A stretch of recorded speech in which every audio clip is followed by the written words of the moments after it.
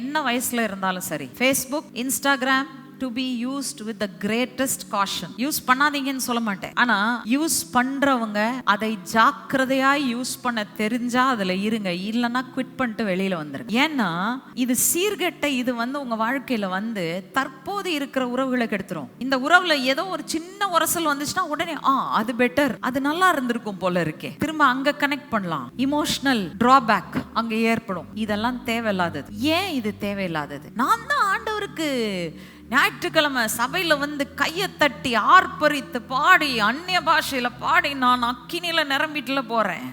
1 யோவானின் புஸ்தகம் 4ஆம் அதிகாரம் 20ஆம் வசனம். காண்கிற சகோதரனிடத்தில், இப்ப நான் இதை கொஞ்சம் மாத்த போறேன். காண்கிற மனைவியினிடத்தில், காண்கிற கணவனிடத்தில் உண்மையில்லாமல் இருக்கிறவன் தான் காணாத தேவனிடத்தில் எப்படி உண்மையாய் இருப்பான்?